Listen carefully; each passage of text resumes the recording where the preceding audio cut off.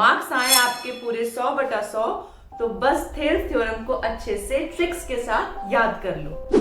Hello प्यारे बच्चों, कैसे हो आप सब। आज हम 10th क्लास की बहुत ही इंपॉर्टेंट थ्योरम थेल्स थ्योरम, जिसे हम बीपीटी बेसिक प्रोपोर्शनैलिटी थ्योरम भी कहते हैं, करने जा रहे हैं।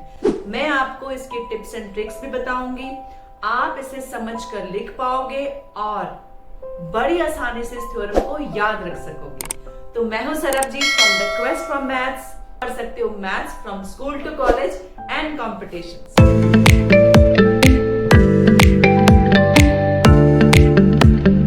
फर्स्ट ऑफ ऑल हम थेल्स थ्योरम की स्टेटमेंट को समझते हैं। The basic proportionality theorem states that when a line is parallel to one side of a triangle and intersects the other two sides, it divides those sides in proportion. अगर एक triangle हमें given है और उसके अंदर हमने एक parallel line draw की है जो कि तीसरी साइड को पैरेलल है और उसे इंटरसेक्ट करती है 2 पॉइंट्स पर, तो एक्चुअली बाकी दोनों साइड्स को वो प्रोपोर्शन में डिवाइड करेगी। इस थ्योरम को हम थेल्स थ्योरम भी कह लेते हैं, बीपीटी भी थ्योरम कह लेते हैं। और थेल्स थ्योरम इसे क्यों कहा जाता है? क्योंकि ग्रीक मैथमेटिशियन थेल्स ने इसे प्रूव किया था। स्टूडेंट्स, मैं आपको बहुत ही आसान तरीके से स्टेप्स में ये थ्योरम समझा दूंगी। आप उन स्टेप्स को याद रख के इस पूरी थ्योरम को याद रख सकते हो। और हम बीच में एक शॉर्ट ट्रिक भी सीखेंगे जिससे थ्योरम लिखनी आपको बहुत इजी लगेगी। तो फर्स्ट ऑफ ऑल, जब हम कोई थ्योरम को प्रूव करते हैं तो उसके लिए जो भी नीडेड फिगर हो वो हमें ड्रॉ कर लेनी चाहिए। तो हमने फिगर ड्रॉ कर ली, ये हमारा हो जाएगा स्टेप 1। फिगर में A B C triangle draw कीजिए, DE पैरेलल टू BC ड्रॉ कीजिए, EN परपेंडिकुलर टू AB और DM परपेंडिकुलर टू AC। बहुत अच्छा रहेगा अगर आप नेमिंग भी याद रखें। ठीक, ये ध्यान रखना है कि DM हमें एक्चुअल में थोड़ा परपेंडिकुलर बनाना है, EN थोड़ा सा परपेंडिकुलर बनाना है। फिगर आप बहुत ही क्लियरली ड्रॉ करो, पेंसिल और स्केल से ड्रॉ करो, कभी भी पेन से फिगर नहीं ड्रॉ करनी चाहिए। सेकंड, आप स्टेप में लिखिए कि मुझे गिवन क्या है। We are given a triangle ABC in which a line DE is parallel to BC, okay, and it intersects the two sides AB in D and AC at the point E। तो हमें triangle given है ABC और जिसमें DE parallel draw की हमने BC से इस तरीके से कि वो AB को पॉइंट D पर इंटरसेक्ट करती है और AC को पॉइंट E पर इंटरसेक्ट करती है। तो हमारे 2 स्टेप्स क्लियर हो गए। थर्ड स्टेप हमेशा लिखेंगे हम प्रूव क्या करना है। This is the third step. तो प्रूव करना है AD upon DB is equal to AE upon EC। ये आपने लिख लिया। ओके, अब प्रूव करने के लिए जनरली हमें थ्योरम में कंस्ट्रक्शंस करनी होती है, कोई ज्वाइनिंग करनी होती है, वो हम लिखेंगे आपका 4th step. Construction draw perpendicular DM AC and EN AB, जो कि आप पहले फिगर में ड्रॉ कर चुके हो। Let us join BE and DC। ठीक है, इतने स्टेप्स आपको क्लियर हो गए। अब आपका 5th स्टेप क्या होगा? वो होगा कि हमने थ्योरम को प्रूव करना है। तो हम नेक्स्ट स्लाइड पर चलते हैं। ठीक है, इसी से हमने हिंट लेना कि हम इसे प्रूव कैसे करेंगे। तो first of all write down the formula area of triangle.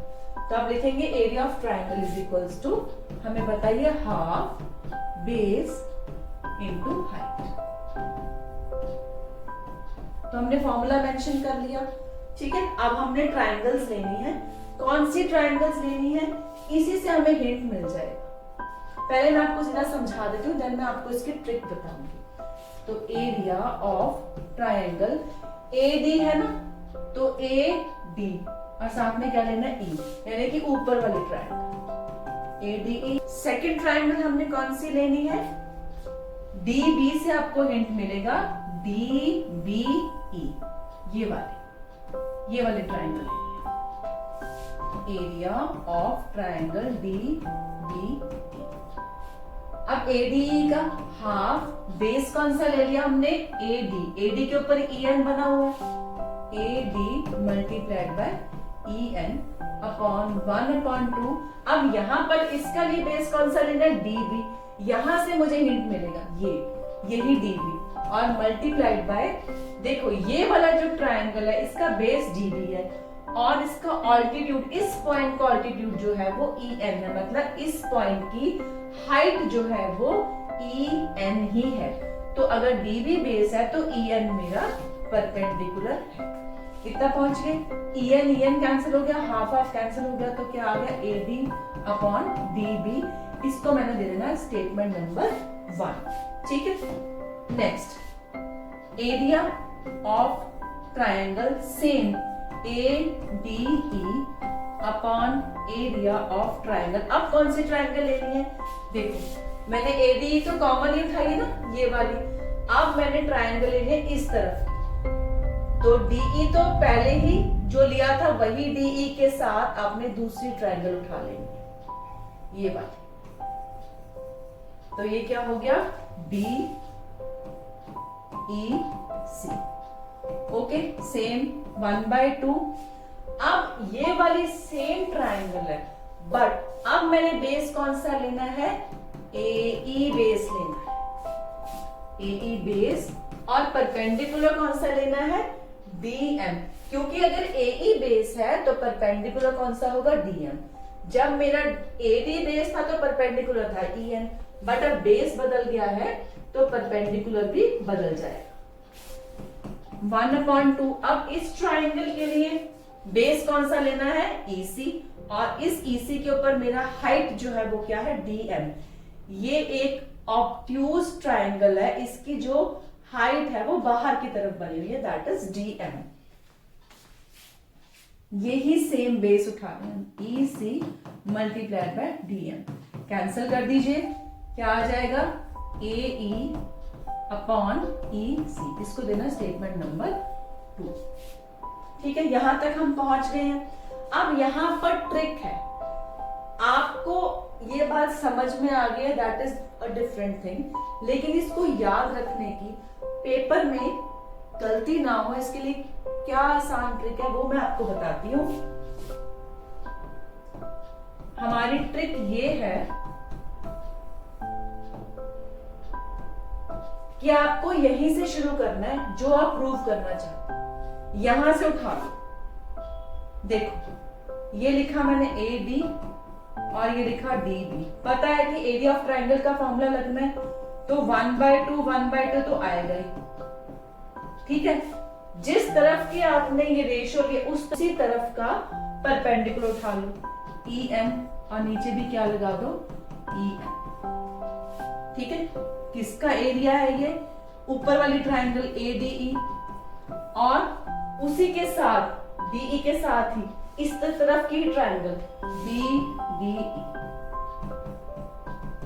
ये तो कैंसिल होना ही है ना, तो मेरे पास AD अपॉन DB बच गया। सिमिलरली अब सेकेंड वाला उठा लीजिए रेशियो, AE अपॉन EC। ठीक है, 1/2 आना ही है, और दूसरा वाला मेरा परपेंडिकुलर क्या है, DM अपॉन DM। ऊपर वाला ट्रायंगल तो लेना ही है, एरिया ऑफ ट्रायंगल ADE। ठीक है, इसी DE बेस के साथ दूसरा ट्रायंगल उठा लो, एरिया ऑफ ट्रायंगल DEC।